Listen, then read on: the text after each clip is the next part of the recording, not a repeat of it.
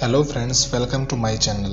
नाज़रीन कराम, इस दुनिया में ऐसे ऐसे ज़हीन व फ़तीन लोग भी गुजरे हैं जिनकी ज़हानत का एतराफ़ उनके दुश्मन भी करते आए हैं। इन्हीं अजीम लोगों में से एक हज़रत अली हैं, जिनके बारे में कहा जाता है कि हुज़ूर पाक सल्लल्लाहु अलैहि वसल्लम अगर इल्म का शहर है तो हज़रत अली उसका दरवाज़ा है।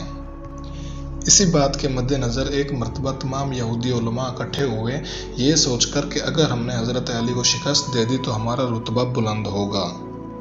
अब शिकस्त देने के लिए उन्होंने अपनी ही मजहबी किताब में से एक सवालात की लंबी चौड़ी फहरिस्त तैयार की। इसी मंसूबे के तहत उन्होंने एक शर्त रखी कि हमारे तमाम सवालों के जवाब हमारी किताब हमारे मजहब के ऐन मुताबिक होंगे। दोस्तों, इन नादानों का ख्याल था कि हज़रत अली इन सवालों का जवाब देने से इनकार कर देंगे। इनमें रासुल जालूद नामी एक शख्स जो इस ग्रोह को लीड कर रहा था, वो अपने तकब्बुराना अंदाज में हज़रत अली को मुखातिब करते हुए कहा कि अगर आप हमारे तमाम सवालों के जवाब दे देते हैं तो हम आपको बाबुल इल्म मानेंगे।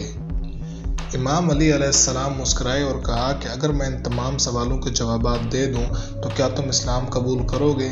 उन्होंने कहा कि हाँ, हम इस्लाम कबूल करेंगे। यहूदी ने पूछा, ए अली, बताइए कि ऐसी कौन सी चीज़ है जो अल्लाह के लिए नहीं है?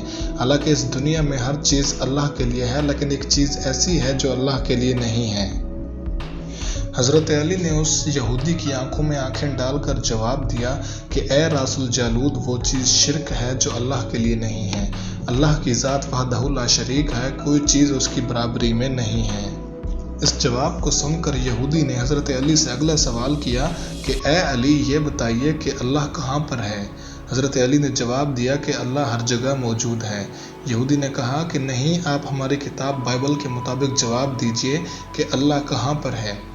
हज़रत अली ने फरमाया, ठीक है, अपनी किताब के फ़लाँ सफ़े फ़लाँ इबारत में देखो कि क्या उसमें नहीं लिखा कि हज़रत मूसा के पास जब एक फ़रिश्ता आया तो हज़रत मूसा ने उससे पूछा कि ए फ़रिश्ते, तुम कहाँ से आए हो? तो फरिश्ते ने जवाब दिया कि मैं 7वें आसमान से आया हूँ। इसी तरह एक दूसरा फरिश्ता आया तो हज़रत मूसा ने उससे भी यही सवाल किया कि ए फरिश्ते, तुम कहाँ से आए हो? तो उस फरिश्ते ने ये जवाब दिया कि मैं ज़मीन के 7वें तबक से आया हूँ। तो हज़रत मूसा ने उन दोनों फरिश्तों से अगला सवाल किया कि तुम दोनों ने सबसे ज़्यादा नज़दीक किसको पाया? तो उन दोनों फरिश्तों ने जवाब दिया कि हम दोनों ने सबसे ज़्यादा नज़दीक अल्लाह को पाया।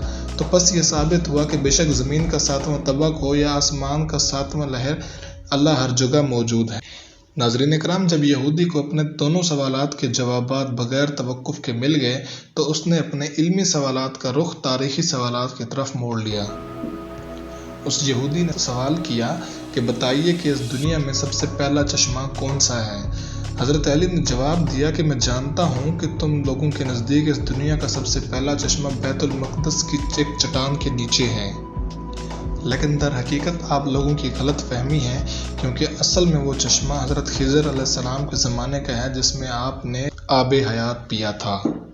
दोस्तों, इन्हीं सवालात को आगे बढ़ाते हुए हम आपकी खिदमत में एक और वीडियो के साथ दोबारा हाजिर होंगे। तब तक के लिए अल्लाह हाफिज़।